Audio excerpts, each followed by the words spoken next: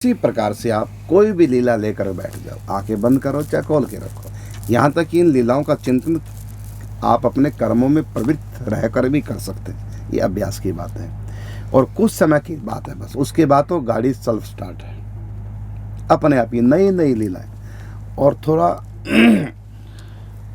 प्रारंभिक साधक करे ये कि जिस भी लीला का चिंतन करे बिल्कुल धैर्यपूर्वक आराम से, जैसे चिंतन करें राधा रानी के चरणों का तो स्पीड ना पकड़ें कि जल्दी जल्दी आगे बढ़ें। पायल को देखो, जब पायल को देख रहे हैं तो आगे ना बढ़ो, देखते रहो। यदि आप टिक गए मन पायल में, देखना पायल नए नए रूप को प्रकट करेगी।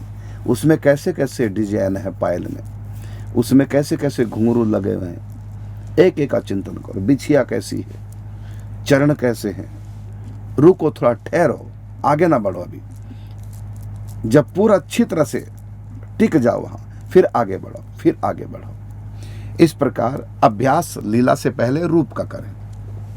नाम रूप लीला धाम, पहले नाम जाप, उसके बाद रूप का चिंतन। चरणों से मुकुट तक, मुकुट से चरणों तक, उनके एक एक अंग का, प्रत्यंग का, वस्त्रों का, अलंकारों का चिंतन करें और बड़े सहज धैर्यपूर्वक मन को टिका टिका करके और खूब दर्शन करें। करधनी के दर्शन कर रहे हैं, सुंदर कोंधनी है कमर में, पट्टा एकदम चौड़ा, सोने का मणियों से जड़ा हुआ। अब मणियों को देखो, उसमें से प्रकाश निकल रहा है, सोने का अपना दिव्य प्रकाश है, सुगंध अलग निकल रही है और कोमल इतना है, वो है सोने का, मणियों का कोमल इतना है कि पेट पर वो माने गड़ता नहीं, एकदम कोमल है। उसमें घुंघरू अलग लगे हैं, लड़ियां अलग लगी हैं, झुब्बे अलग हैं, अलग अलग रंगों की मणियां, अलग अलग प्रकारों की मणियां और दिव्य प्रकाश, और उसमें सुंदर ध्वनि और दिव्य सुगंध।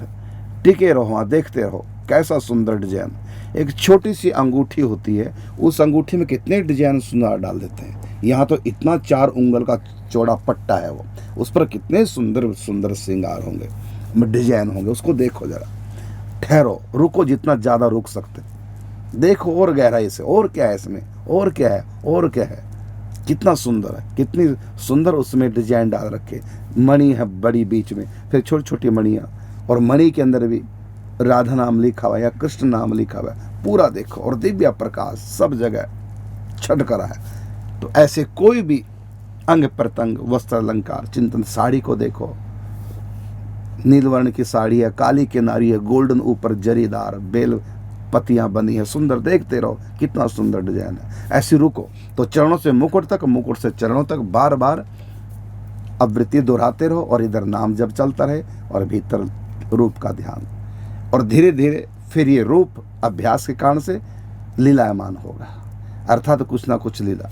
श्री जी ठाकुर जी को पान बीड़ा दे रही, कभी ठाकुर जी श्री जी को पान बीड़ा, ऐसी छोटी छोटी लीलाओं से प्रारंभ करो। कभी सखिया मनोहार पूर्वक श्री जी को पान बीड़ा दे रही, और कभी श्री जी अपना उगाल दे रही हैं और सखियों को, तो ठाकुर जी सिंहासन से उठ करके सखियों के पीछे गए कि सबसे पहले मुझको दो, है ना।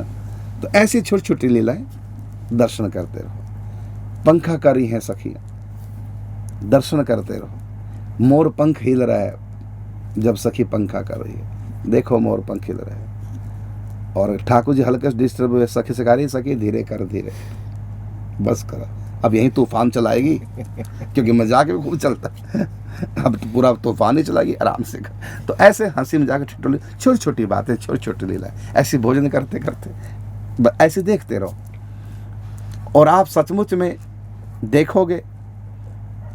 और कुछ समय के बाद करुणामयी राधा रानी या कोई सखी ऐसी कृपा करेगी, एकदम लीला प्रकट की तरह स्फूर्णा होने लगेगी, जो आपने कभी पढ़ी नहीं, जो कभी लीला सुनी नहीं, वो लीलाएं भी भीतर होने लग जाएंगी। बस प्रेम के साथ अभ्यास करें, बहुत बढ़िया।